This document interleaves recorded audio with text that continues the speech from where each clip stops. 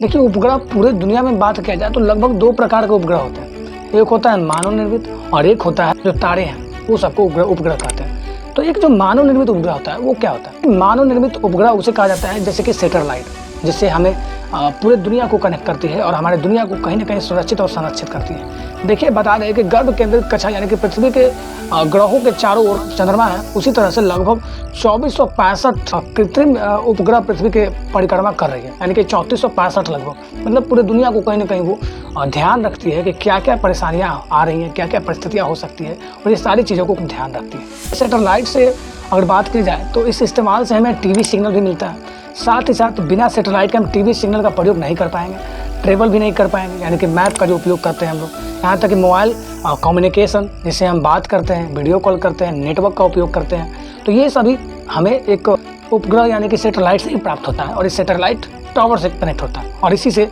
पूरे दुनिया को कहीं ना कहीं हम कम्युनिकेट कर पाते हैं, बातचीत कर पाते हैं और अपने कामों को तेजी से फैला पाते हैं। एक सैटेलाइट अगर हम पूरे दुनिया में जो घूम रहा है तो उसका कीमत क्या होता है? एक सैटेलाइट का कीमत लगभग लॉन्च करने के लिए कम से कम $22,000 प्रति किलो चार्ज करती है और भारतीय कंपनियां यह काम $10,000 प्रति किलो से करती है। यानी कि दुनिया में अभी भी स्पेस बिजनेस 37.5 अरब डॉलर यानी कि 2.8 लाख करोड़ रुपए से भी अधिक, और ये आने वाले समय में इनमें और इजाफा होने वाला है और परेशानियां तेजी से बढ़ने वाली है। अब बात आता है कि आखिर पृथ्वी से सैटेलाइट कितने दूरी पर होगी? देखिए, पृथ्वी से सैटेलाइट लगभग 36,000 किलोमीटर होती है, जो कि स्पेस में होती है। मतलब कि यहाँ से हमारे पृथ्वी से 36,000 किलोमीटर तक का ही ऑक्सीजन होता है और ये एक वातावरण है जिसमें हम लोग अच्छे से रह पाते हैं। लेकिन जस्ट ऊपर 36,000 किलोमीटर ऊपर वहाँ पर गुरुत्वाकर्षण और हवा का दबाव नहीं होता है, जिस कारण से हर चीज़ें टंगा हुआ होता है और वो उसी से सारा पूरे दुनिया पर हम कम्युनिकेट पूरी दुनिया को देख पाते हैं और समझ पाते हैं।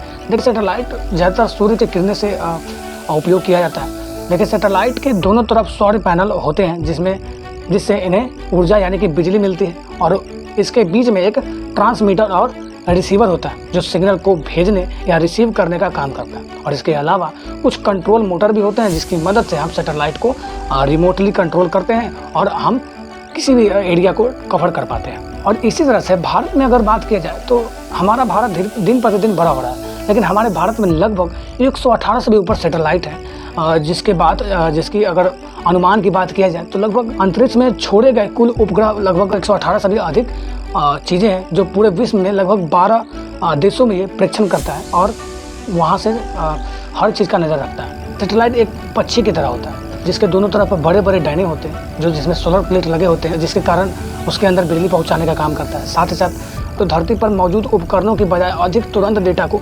एकत्रित कर लेता है और ये पृथ्वी से देखे जाने वाले किसी भी टीज स्कोप की तुलना से और सैटेलाइट के जरिए अंतरिक्ष को बेहतर तरीके से देखा जा सकता है। और आप मंगलयान हो सके या बड़े से बड़े ग्रह पर भी लोग जब भेजा जाता है तो इसी के मदद से वहाँ पर इसी का सैटेलाइट भेजा जाता है जो जस्ट उसके सरफेस के ऊपर वो पूरा ग्रह को वो चक्कर लगाता है और साथ ही साथ वहाँ पर जाने के बाद वो कैमरा लगाने के बाद वो कैमरा वगैरह सारा चीज़ उसमें फिट होता है, जिस कारण से वो हर चीज़ों को तुरंत इन्फॉर्मेशन दे पाता है और इसी कारण से पूरे सिस्टम एक प्रकार से काम करता है। तो फिलहाल इतना ही, मिलते हैं नए वीडियो के साथ। हमारे चैनल पर आ गए तो सब्सक्राइब भी कर दीजिएगा, लाइक कमेंट शेयर जरूर।